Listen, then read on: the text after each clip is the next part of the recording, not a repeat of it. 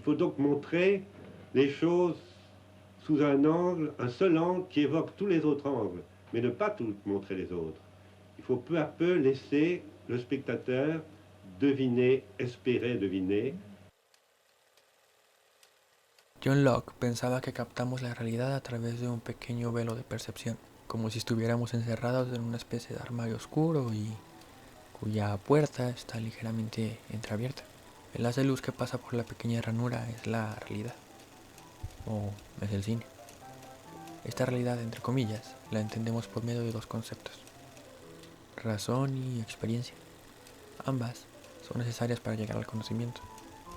La experiencia es regida por los estímulos sensoriales y la razón por la capacidad humana de discernimiento y abstracción. Solo existe lo que conocemos a través de la unión de estos dos conceptos.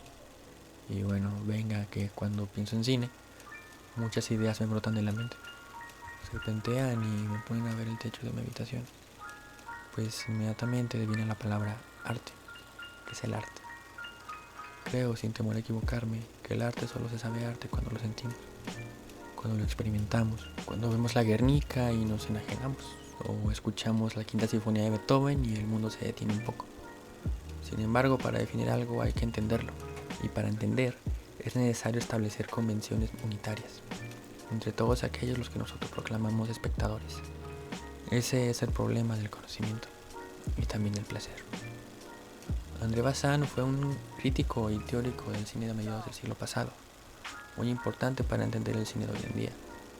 La cosa con Bazin es que establece varios preceptos que, bueno, aparte de ser un mind-blowing, sus ideas son imprescindibles para empezar a pensar más allá del cine.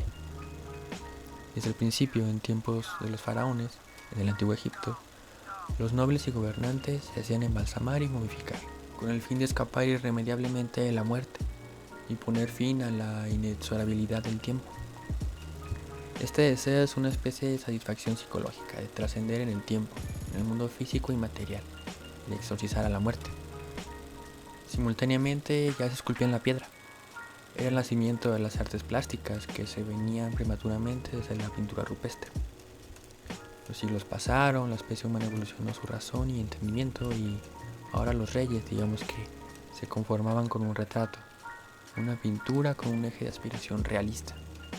Sin embargo, estas imágenes carecían de sentido estético, o más que un sentido, carecían de un objetivo y aspiración artística. Simplemente solo anhelaban el realismo inmortalizado.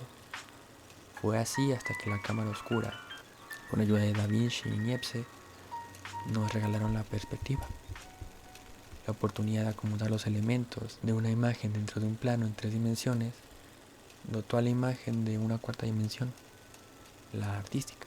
Por lo tanto, el entendimiento de la imagen no solo era una aspiración de llegar a lo realista, sino también un deseo de completar la cuarta dimensión. Y entonces, cuando la pintura estaba en crisis a finales del siglo XIX, nace la fotografía, ofreciendo las particularidades de un realismo casi objetivo, una imitación casi real, sin condiciones y libre de la visión que suponía un pintor. La fotografía perfeccionaba y cumplía con ambas aspiraciones, la realista y la artística. Libera a la pintura haciendo que ésta evolucione. No obstante, desde la pintura se le dotaba a los elementos dentro del cuadro de rasgos corporales y dramáticos, simulando movimiento.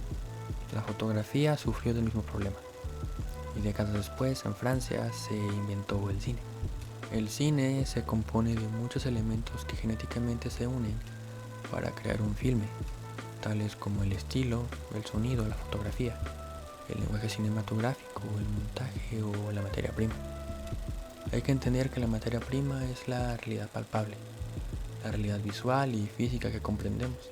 Esta materia prima debe significar a través de la codificación de sus elementos compositivos. Bazin los llamaba medios cinemáticos. A su vez, el cine trabaja con trozos de realidad, trabaja con el haz de luz que Locke nos establecía en su armario. Estos trozos de realidad deben ser directamente comprensibles. Bazin establece una relación simbiótica entre la significación, entendida como el estilo, y el significado, entendido como la forma. Eisenstein, por ejemplo, apuntaba a una autonomía de las demás artes por medio del montaje. El cine trabaja con hechos.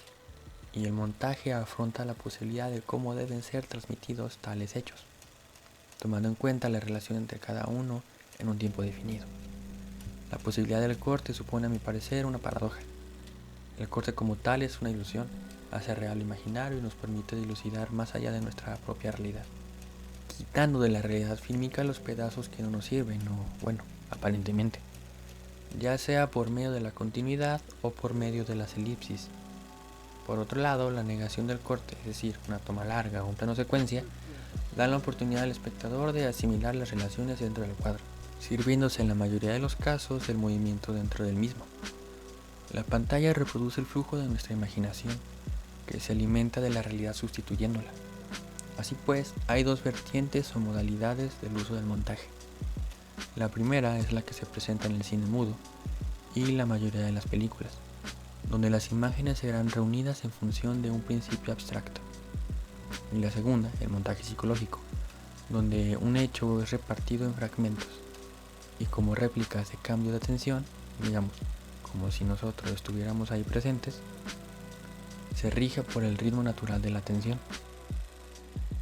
En 1977, Robert Bresson realiza una película titulada El diablo probablemente, la cual narra la historia de Charles, un muchacho de mediana edad francés que tiene problemas de adaptación y entendimiento por la realidad donde vive. En un momento abordaremos con más profundidad esto. Bresson tiene un estilo y forma de cine muy característico. El minimalismo, el cómo aprovecha los elementos compositivos como el sonido, sus no actores o como él los llama, modelos, y aparte su desdén perfectamente dominado por hablar de la condición humana dentro de los problemas que aquejan el mero hecho de la existencia. Da en sus filmes un realismo espiritual, sin dejar de lado los medios cinemáticos de los que hablaba Bazin, pero sí dejándolos en una escala más abajo de la construcción del relato, utilizando el segundo tipo de montaje que mencionamos anteriormente. Sus films son un flujo transitivo en sí mismos, donde reparte la información y estímulos necesarios en el momento preciso para interpretar y experimentar el filme como un todo, como la unidad de sus partes dependientes una de la otra, apelando a la universalidad tanto en la narración como en el relato. Pareciera que los hechos no se relacionan directamente entre sí, pero como espectadores notamos que hay un hilo narrativo que sigue la historia, pero no se percibe como una narración sencilla. Los hechos son sueltos, en ocasiones hasta se da el lujo de no poner encuadres que seguirían la lógica de la narración audiovisual habitual, o incluso abusa constantemente de la elipsis. Da por hecho que el espectador relacionará los elementos presentes y los no presentes. Cuestiona al espectador acerca de lo que está experimentando.